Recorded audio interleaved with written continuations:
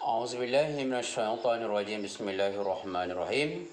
InsyaAllah kita teruskan lagi kepada sesi ulang kaji kita, yang ini berkaitan dengan proses pembentukan kata. Jadi proses pembentukan kata ini ada, yakni pengimbuhan, penggandaan, pemajmukan dan pengakroniman. Kena ingat ni ya. Pengimbuhan, penggandaan, pemajmukan dan pengakroniman.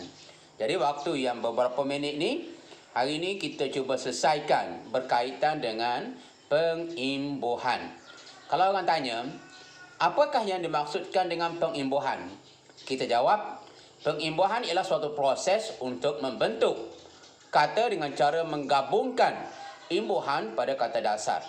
Jadi bentuk imbuhan yang digabungkan dengan kata dasar itu terdiri daripada awalan, akhiran, ipitan dan sisipan. Jadi imbuhan tu ada awalan, akhiran, ada sisipan dan juga ada apitan. Ada 5 tu, ada 4 ya, kena ingat tu ya. Kita lihat jenis imbuhan untuk kata nama dahulu. Merupakan proses untuk menambahkan imbuhan kata nama pada kata dasar yang sesuai untuk membentuk kata nama terbitan. Misalnya awalan, kita ada juga penasal.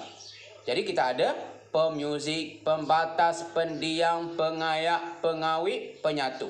Dengan sebab ada pe tu muzik, muzik kata nama, pemuzik juga kata nama, ya. Nah, gitu. Kemudian kita ada pel, kita ada pelajar, kita ada perasap, ketua, juru tulis. Maksud juru ni orang yang mahir dalam sesuatu bidang ya. Kita ada juru kimpal ya, kita ada juru elektrik, macam itulah contohnya. Seterusnya kita pergi lagi kepada an. Contohnya jalinan. Kita ada apitan, penan, pelarian, pembuatan, pendidikan, penghidupan, banyaklah. Kemudian kita ada pelan, misalnya pelajaran. Peran, perladangan. Peran, perladangan. Kean, keutamaan. Gitu ya. Seterusnya kita ada sisipan. Kita ada banyak belajar, banyak kali dalam sisipan. Misalnya sisipan IL, iaitu telunjuk. Kata dasarnya ialah tunjuk. Kita ada IR, keruping. Kata dasarnya ialah kuping. IM, kemuning. Kemuning. Kata dasarnya ialah muning ya. Jadi seterusnya kita pergi pula kepada imbuhan pinjaman. Misalnya untuk imbuhan awalan kita ada maha karya.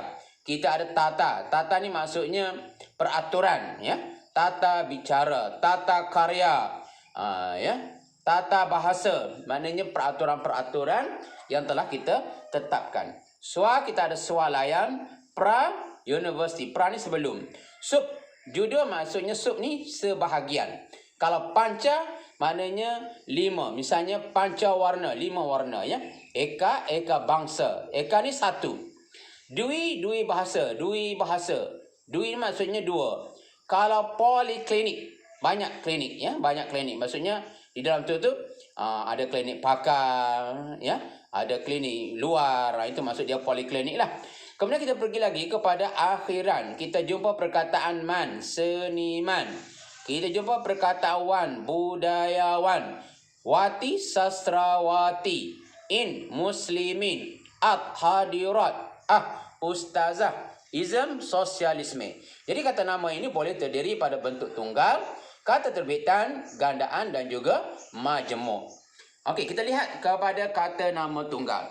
Jadi kata nama tunggal iaitu kata nama yang terdiri daripada satu morfem bebas ataupun satu perkataan yang lengkap. Kata nama tunggal boleh menjadi inti bagi binaan frasa nama. Jadi binaannya terdiri pada sekurang-kurangnya satu suku kata hingga beberapa suku kata termasuk kata akronim. Kita lihat satu suku kata, misalnya ru, tin, you. 2 suku kata kita jumpa perkataan kami, jodoh, taska. 3 suku kata kita jumpa perkataan asrama, rebana, pawagam. 4 suku kata kita jumpa perkataan demokrasi, sayembara, berdikari. Kita pergi pula kepada kata nama terbitan. Kata nama terbitan merupakan bentuk kata nama yang terhasil daripada proses pengimbuhan, iaitu proses untuk menggadingkan imbuhan pada kata dasar. Jadi bentuk imbuhan kata nama ialah awalan kata nama, akhiran kata nama, apitan kata nama dan juga sisipan kata nama. Jadi imbuhan kata nama ini terdiri pada imbuhan asli dan imbuhan pinjaman. Kita lihat untuk awalan kata nama yang terdiri daripada awalan asli dan pinjaman. Kita lihat dulu yang asli. Misalnya kita jumpa perkataan pe. Pe maksudnya melakukan pekerjaan. Pekebun, pelawak, petani. Macam tu. Kalau mengalami perbuatan misalnya pelapik, pesakit, petaruh. Seterusnya penasal. Penasal ni kita ada 6 semua, ingat ni ya. Penasal. Apa dia? Yang 6 tu, iaitu pe, pem, pen, peng, penge, penye. Misalnya, kita ada pe, pemisah, pengiring, pelombong, maknanya melakukan sesuatu. Kita ada pegawai, pembida, pengurus, maksudnya menjawat tugas. Pemadat, penagih, perokok, maksudnya gemar ataupun cenderung melakukan sesuatu. Pemudah, pendiam, pengasih, maksudnya memiliki sifat pada kata dasar. Pengepam, pendingin, penyapu, maksudnya alat untuk melakukan sesuatu. Kita ada perkataan pelaung, penanak, penggalah, iaitu untuk menunjukkan ukuran sesuatu. Kita ada perkataan pendapat dengan pendidik. Itu sebenarnya ialah makna yang menunjukkan sesuatu yang abstrak. Misalnya, pel, mengikuti ajaran, pelajar, peralat untuk tempat sesuatu, perasap, perbara. Kalau untuk melakukan sesuatu kerja, kita ada perburu, pertapa. Ke pula iaitu menjadi tumpuan. Menjadi tumpuan maksud kata dasar. Kita jumpa perkataan kekasih, kemudi, ketua. Ke juga sesuatu yang abstrak, misalnya kehendak, kerangka, benda hanya ada dalam fikiran, tetapi kita tidak boleh tunjukkan. Misalnya, saya akan berikan pada hari ini kerangka fikiran saya. Benda tu tak boleh, tetapi hakikatnya dia ada dalam fikiran kita. Baiklah, kita pergi pula kepada awalan pinjaman. Kita ada maha guru, maharaja, mahakarya. Ini untuk awalan pinjaman pula ya. Iaitu makna dia untuk menunjukkan paling agung, terbesar dan tertinggi. Kita jumpa perkataan tata bahasa, tata laku, tata cara. Maknanya ialah untuk menunjukkan peraturan susunan. Kita ada juga perkataan swa. Misalnya swalayan, swatenaga, swasta. Itu adalah menunjukkan sendiri. Kita ada perkataan pra. Misalnya prawacana, prasyarat, prasangka. Itu menunjukkan makna sebelum syarat kepada sesuatu. Sub maknanya sub bidang, sub judul, subkontraktor. Maknanya sebahagian daripada sesuatu. Panca, kita jumpa perkataan panca indera, panca warna. Itu menunjukkan 5. Kalau supra, misalnya kita jumpa perkataan supranasional, suprasistem, suprasegmen. Maknanya ialah mengatasi, melebihi atau merentasi. Eka, maksudnya eka bangsa, eka cara, eka dimensi. Maknanya satu. Eka ni satu ya. Kita jumpa perkataan dui. Dui bahasa, dui lorong, dui negara. Itu maksudnya 2. Kita jumpa perkataan tuna. Tuna maknanya tuna adab, tuna sistem, tuna warna. Makna dia ialah tidak mempunyai. Kita jumpa perkataan pasca. Misalnya pasca sekolah, pasca perang, pasca siswaza, pasca ayat. Maksudnya apa? Iaitu sesudah ataupun setelah, selepas. Dan akhir sekali kita jumpa perkataan poli. Poli ini kita jumpa perkataan poliklinik, politeknik, poliprosedur. Maknanya di situ ialah banyak. Seterusnya, bahagian akhiran kata nama. Terdiri daripada satu akhiran asli dan beberapa pinjaman. Misalnya an, hasil daripada perbuatan, lukisan, keluaran, tindakan. Kawasan yang luas, daratan, lapangan, tepian. Banyak, ribuan. Durian, gugusan. Alat, acuan. Kisaran, saluran. Mengalami perbuatan, tawanan, buruan, tolakan. Sifat sesuatu, manisan, kilauan, cairan. tempat melakukan sesuatu, ampaian, kurungan, buaian. Ukuran ataupun kiraan misalnya bulanan, jutaan, harian. Seterusnya kita lihat kepada akhiran pinjaman. Wan dengan man, misalnya untuk melakukan pelaku, seniman, karyawan, budawan. Kalau untuk pemilik sesuatu yang menunjukkan lelaki, misalnya budiman, cendekiawan, hartawan. Kalau wati dengan ita, kita jumpa perkataan pelaku perbuatan, seniwati, karyawati, budayawati, itu untuk perempuan. Kalau pemilik sesuatu sifat, bidwanita, karyawanita, khusus untuk perempuan. Kita jumpa perkataan in. Kita jumpa misalnya orang lelaki, hadirin, muslimin, munafikin. Kita jumpa perkataan at dengan yaitu hadirat, muslimat, sultanah, ustazah, salihah. Itu yang untuk menunjukkan orang perempuan.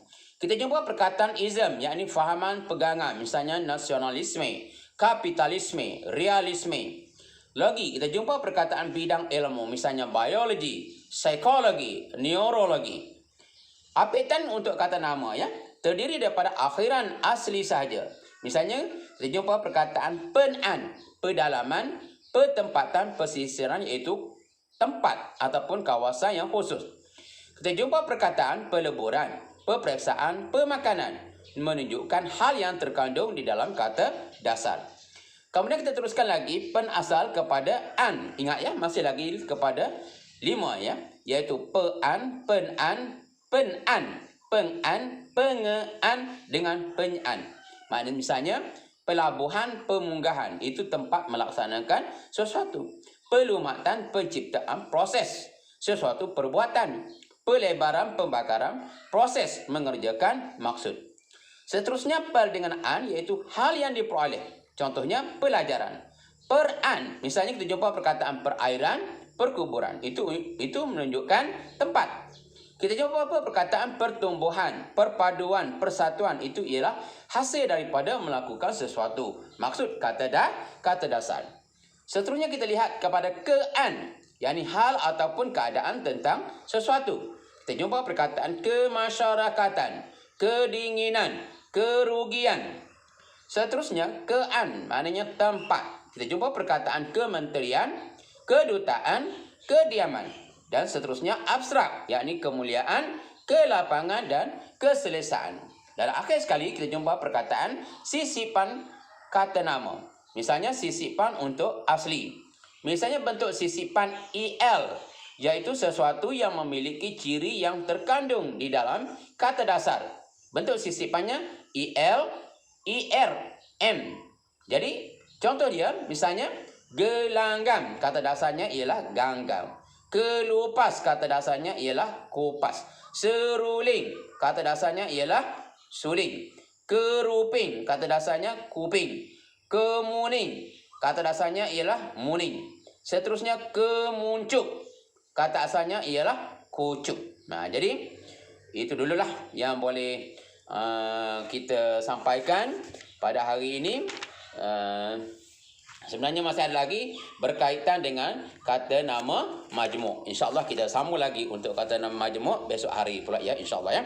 Jadi itulah dulu proses pembentukan kata tadi, iaitu proses pengimbuhan, penggandaan, pemajmukan dan juga pengakroniman. Dalam pengimbuhan tadi kita ada imbuhan untuk kata nama, kita ada imbuhan pinjaman, kita ada bentuk awalan ni bentuk awalan yang asli, bentuk awalan pinjaman dan juga akhiran kata nama. Yakni kita ada juga akhiran asli, kita ada juga akhiran pinjaman dan juga apitan kata nama. Apitan ni pula ada 1, 2, 3, ada 5 yang perlu kita ingat ya, iaitu pean, penan, pelan, peran, kean dan juga sisipan kata nama. Jadi itu dah insya-Allah Kalau kita tak faham, boleh rujuk lagi nota-nota yang telah cikgu beri dalam Telegram tu.